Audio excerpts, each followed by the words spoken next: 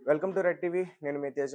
అయితే నిన్న అల్లు అర్జున్ గారి ఇంటిపైన దాడి చేసిన వాళ్ళకి ఈరోజు బెయిల్ అయితే దొరికింది. వాళ్ళందరూ కూడా బయటకు వచ్చారు. అయితే అసలు దాడి చేసింది ఎవరు? వాళ్ళు నిజంగానే ఓయి స్టూడెంట్సా? జేఏసీ నేతలైన వాళ్ళు నిజంగా? ఎందుకంటే ఇంతకుముందు వాళ్ళు రేవంత్ రెడ్డి గారితో కొన్ని పిక్స్ అయితే దిగారు. ప్రస్తుతం సోషల్ మీడియాలో ఈ ఫోటో బాగా వైరల్ అవుతుంది. సో దీనికి సంబంధించి సీనియర్ ప్రొడ్యూసర్ చిట్బాబు గారు ఉన్నారు. ఒకసారి ఆయనతో మాట్లాడదాం. సార్ నమస్తే సార్. నమస్తే. సో అంటే నిన్న అల్లు అర్జున్ గారి ఇంటిపైన చాలా దారుణంగా ఆ ఇంటిపైన రాళ్ళు వేసి, దాని తర్వాత ఆ పూల కుండీలన్నీ కూడా బద్దలు కొట్టి, ఆళ్ళు చాలా దాడికి ప్రయత్నించారు. వాళ్ళ బౌన్సర్స్‌ని కూడా కొట్టారు సెక్యూరిటీ సిబ్బంది.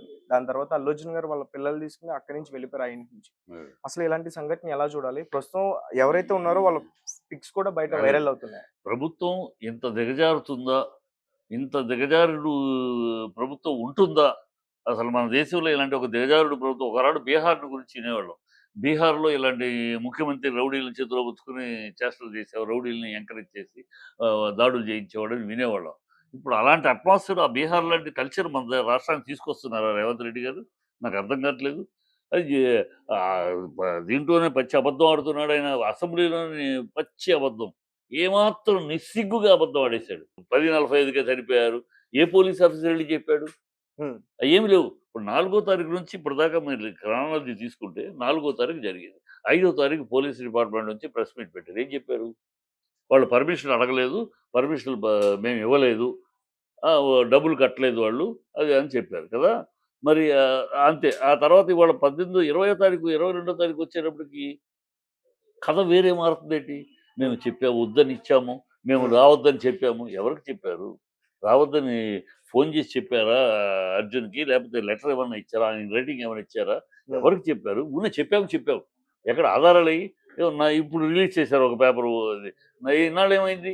అంటే ఒక కథ తయారు చేసి, ఒక హ్మ్. స్క్రిప్ట్ వీళ్ళు చేసిన తప్పు, వీళ్ళు తెచ్చిన దౌర్భాగ్యపు తప్పుని హ్మ్. కవర్ చేసుకుంటానికి ఒక కథను తయారు చేశారు. అంటే అరెస్ట్ చేసిన రోజునే ఇది రిలీజ్ చేయొచ్చుగా అని అడుగుతున్నారా? చేయొచ్చుగా. ఆ రోజు ఎందుకు చేయలే? అంటే హ్మ్. ఆ రోజు కథ ఆ రోజు తెలీదు. ఇదే ఉంది. తప్పు హ్మ్. వీళ్ళది. బయట జనాలందరూ తిడుతున్నారు. హ్మ్. సో, దానికి ఒక స్క్రీన్ ప్లే తయారు చేశారు.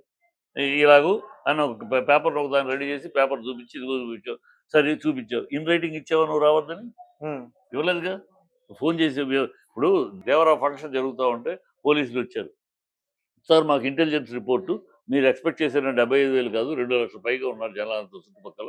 హ్మ్. సో, మేము కంట్రోల్ చేయలేము. హ్మ్. వాళ్ళందరూ వస్తే అన్నారు. అంటే సరే క్యాన్సెల్ చేసుకోమన్నారు. క్యాన్సెల్ చేసేసుకో.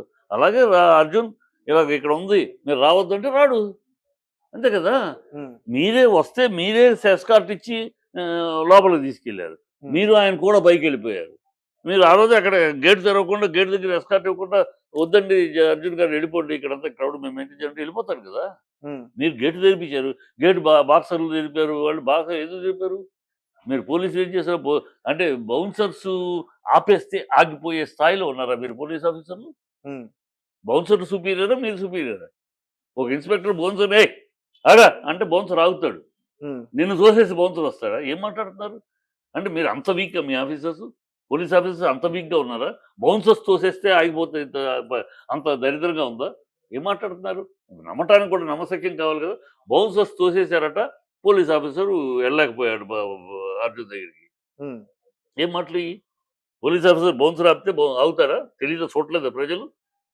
ఏయ్! అంటే ఆగిపోతాడు యూనిఫార్మ్‌లో ఉన్న పోలీస్ ఆఫీసర్. హ్మ్. యూనిఫార్మ్‌లో ఉన్న పోలీస్ ఆఫీసర్‌ని బౌన్సర్ ఆపుతాడా?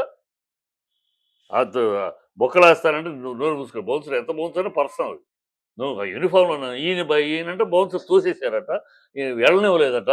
చెప్పడానికి వినటానికి కూడా వింతగా సార్ అంటే ఉండదు. బయట ముఖ్యంగా అల్లు అర్జున్ గారి గురించి నిన్న ఈ 'సిపి ఆనంద్' గారు ఏదైతే రిలీజ్ చేసారో ఒక వీడియోలో అల్లు అర్జున్ గారు రేవతి అనే మహిళ చనిపోయిన తెలిసినా కూడా థియేటర్‌లో ఉండి అదే సినిమా పచ్చి, చూసారని చెప్తున్నారు. పచ్చి, పచ్చి, పచ్చి 16 అబద్ధం అది. హ్మ్. ఏమాత్రం సిగ్గు, ఎగ్గు లేకుండా ఈ ముఖ్యమంత్రి, ఈ రేవంత్ రెడ్డి అనే ముఖ్యమంత్రి నిండు సభలో, శాసనసభలో సాక్షాత్తు దేవాలయాల సభలో పచ్చి అబద్ధం. చాలా నిస్సిగ్గుగా అబద్ధం ఆడాడు. అబద్ధం అది. అక్కడ 10, 30, 45కి సరిపోవటం లేదు. హ్మ్. 2కి చనిపోయారని కన్ఫర్మ్ చేశారు హాస్పిటల్‌లో అని ఎవరు? ఆ చనిపోయిన వ్యక్తి భర్త. చనిపోతే ముందు ఫ్యామిలీకి ఇన్వైట్ చేస్తారు. ఫ్యామిలీ అక్కడే ఉన్నారు. చనిపోతే వీళ్ళకి 10:45కి చనిపోయారని వీళ్ళకి ఎవరు చెప్పారు? హ్మ్. వీళ్ళు కలగన్నారా? వీళ్ళు ఊహించుకున్నారా? 10:45కి హాస్పిటల్‌లో తీసుకెళ్లారు. అది చెప్పారు. మేనేజర్ చెప్పాడు హాస్పిటల్కి వెళ్ళారంటే ఇద్దరు హాస్పిటల్కి వెళ్ళారు, కొంచెం టెన్షన్గా ఉంది, మీరు వెళ్ళిపోండి, వెళ్ళిపోయాడు. ఉమ్, అది చనిపోయారని ఎవరికి తెలుసు? చనిపోయారని ఎప్పుడు పొద్దున్న తెల్లారు 3ంటికి తెలిస్తే ఆయన నిద్రలేసినాక పొద్దున్నే తెలిసింది. ఇది ఒక అబద్ధం. నిండు సభలో, ఒక శాసనసభలో నిస్సిగ్గుగా ఏ మాత్రం ఇది లేకుండా అబద్ధం ఆడతాడు సీఎం. ఇలాంటి అబద్ధాల కోరు సీఎం అని నేను చూడలేదు బాబు. రైట్. నేను చాలామంది సీఎంలు చూశాను. చాలామంది సీఎంలతో మా ఇంటికి మాకు అనుబంధం ఉంది. కానీ ఇలాంటి ఒక అబద్ధాల కోరు సీఎంని నిరంతరమైన పబ్లిక్‌గా ఎక్కడో ప్రెస్ మీట్‌లో ఏదో మాట్లాడాడంటే పర్వాలా. వాడేదో అన్నాడు అందుకు రియాక్ట్ అయ్యాడట ఓవైసీ అన్నాడని. ఓవైసీ ఒక సన్నాసి. ఉమ్, 24 గంటలు టైం ఇస్తే హిందువులందరినీ లేపేస్తానన్న సన్నాసి వాడు. ఉమ్, అలాంటి సన్నాసి ఏదో మాట్లాడాడని దానికి రెస్పాన్స్ ఇస్తారా నువ్వు? వాడికి ఎదవా. వాడిని ఆ రోజే బుద్ధి చెప్పి ఉండాలి సమాజం. ఉమ్, ఎప్పుడైతే పోలీసులు 24 గంటలు తప్పుకుంటే హిందువులందరూ నాశనం చేస్తే ఆ రోజు వాడిని సమాజం చెప్పుండాలి ప్రజలు. అది చెప్పాలి. అందుకని వాడేదో వాగుతాడు. వాడు వాగాడట, అందుకని రియాక్ట్ అయ్యారట. What nonsense is this? Is there any sense in this CM's message? Sir ఒక దాదాపు సీఎం స్థాయిలో మాట్లాడుతున్నాడు ఆయన. సీఎం స్థాయిలో మాట్లాడే మాటలేనది. మానవత్వం లేదంటాడు, ఇంకోటి లేదంటాడు. ఏం మానవత్వం? మీ మీ మినిస్టర్లు ఎవరు వెళ్ళారు? 18 రోజులైతే మొన్న సీతక్క వెళ్ళింది. ఆ? అంతకు ముందు రోజు ఒక కోమటిరెడ్డి సెక్యూరిటీ మాట శాంతన ఆవిడ సెక్యూరిటీ ఇది చీఫ్ సెక్రటరీ ఎవరో మాట్లాడారు. ఉమ్, నిన్న వెంకటరెడ్డి వెళ్ళారు. 4వ తారీఖు జరిగిందయ్యా. నిన్న 22వ తారీఖు. మీకు 18 రోజులు పట్టిందంటయ్యా ఉమ్, వెళ్ళి పలకరించడానికి.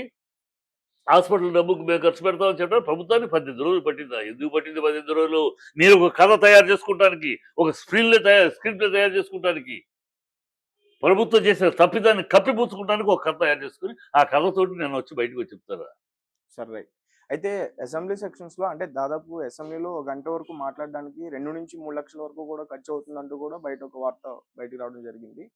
అంటే కేవలం రేవంత్ రెడ్డి గారికి అల్లు అర్జున్ గారి టాపిక్ మాత్రమే ఉందా? ఈ తెలంగాణ రాష్ట్ర ప్రజా సమస్యలు మాత్రం ఏం అదే లేవా అని అదే మీకు అడిగే ప్రయత్నం చేస్తున్నారు. మీకు అర్థం కాని విషయం అది.